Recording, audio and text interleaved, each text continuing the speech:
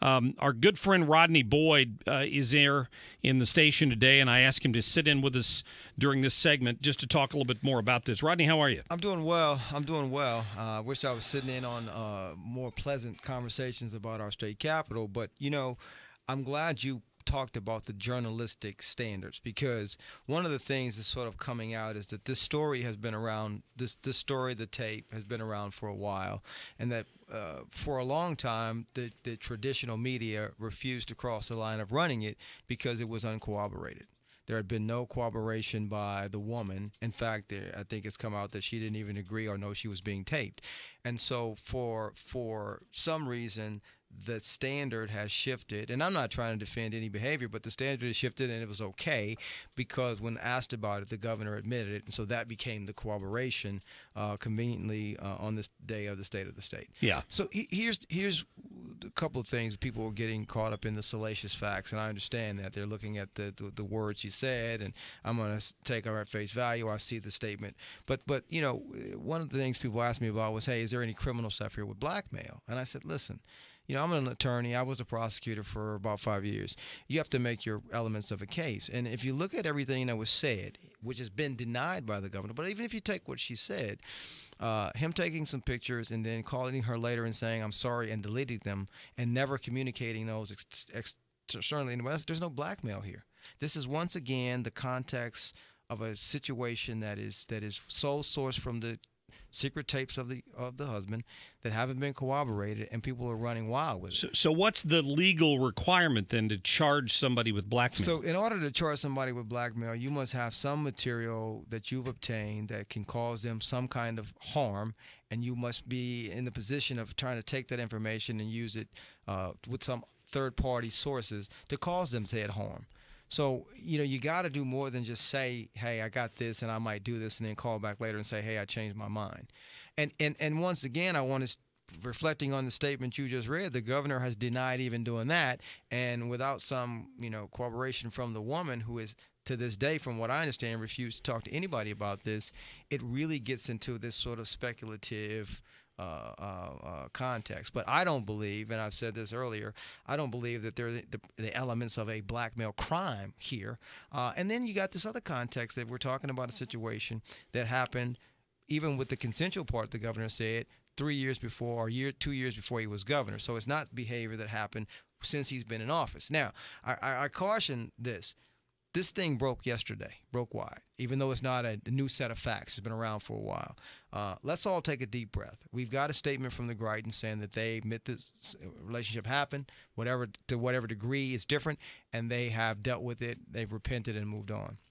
Let's see if there's other things that come out. If this woman shows up and decides that she does want to talk, she may add some more context. But I just don't want to run down rabbit trails and throw things out like criminal behavior has occurred or whatever, based on an uncorroborated sole source that had been out there for a while, from what I've been told by people in the media, trying to shop this story unsuccessfully. And it only became viable when the governor admitted yesterday, I guess, that, yeah, we did have an affair. See, folks, that what you're hearing right there from Rodney Boyd is breaking news.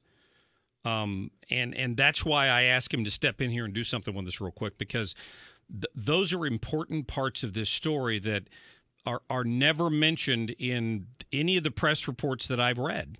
First of all, that even though all the headlines allege blackmail, this couldn't have been blackmail, even if by the legal definition of blackmail, you have to threaten to, you have to release something and threaten in return for money or something like that, I'm assuming. You have to do something with this. You can't delete it and tell the person, I'm sorry, I changed my mind, and then 2 years later have somebody say you tried to blackmail them.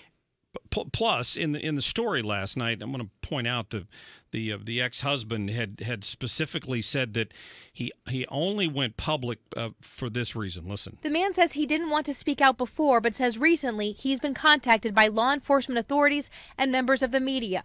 He says he wanted to get in front of a story he believed would come out eventually, and he wants to protect his family. Something happened and churned all this and had people hounding me further and further and further, even leaving a voicemail on my daughter's phone.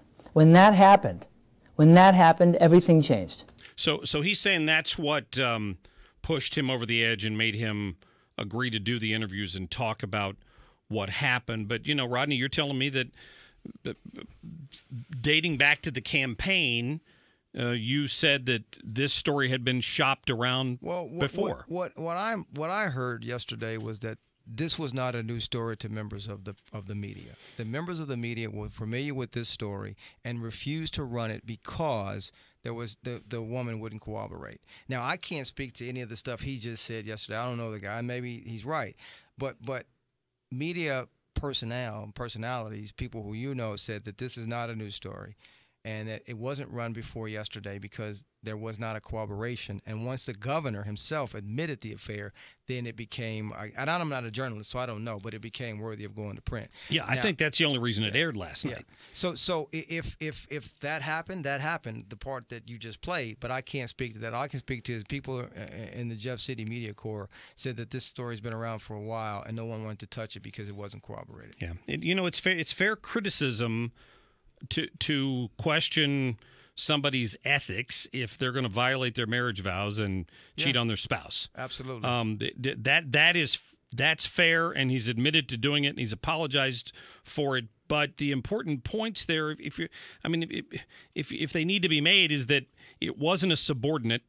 It was somebody he was going to get a haircut, and it wasn't done while he was in elected office. So from what we can tell, there were no crime was committed other than the ethical violation of or the moral violation of cheating on your spouse. Right. At this point, if I could use a religious term, the crime of adultery. Yeah. All right. Yeah. And so, that's what's out there. But look, like I said, this is still early in this conversation. We haven't heard from the woman on the tape. She has not spoken, from what I understand, at all. So let's see if this is the end of this or if there's another shoe to drop, and then we'll be back talking about something again. So with all your frequent flyer miles to Jeff City every week now during the session,